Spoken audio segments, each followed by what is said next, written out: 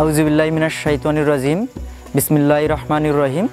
আমার নাম মোহাম্মদ আনাস সরকার পলাশ। আমি ঢাকা কলেজে অধ্যয়নরত, অনার্স তৃতীয় বর্ষ।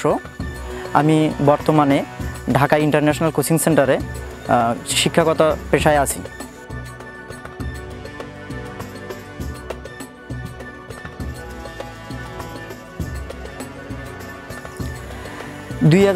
সালে আসি।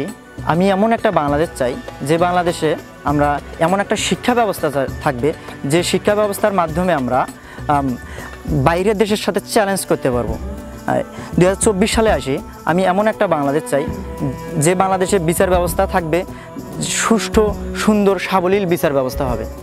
আমি 2024 সালে এসে এমন একটা আইন শৃঙ্খলা বাহিনী চাই যেটা জনগণের কাছে অতি সহজলভ্যভাবে এগিয়ে যেতে পারবে, মানুষের অতি সহজলভ্যভাবে আইন শৃঙ্খলার সাহায্য সহযোগিতা করতে পারবে। আমি এমন একটা স্বাস্থ্য ব্যবস্থা চাই 2024 সালে এসে যেটার মাধ্যমে প্রত্যন্ত অঞ্চলের মানুষ এসে তাদের সেবা নিতে পারবে। স্বাধীনতা চাই যেটা আমরা সব জায়গায় আমাদের ন্যায্য অধিকার আদায় করতে পারবো।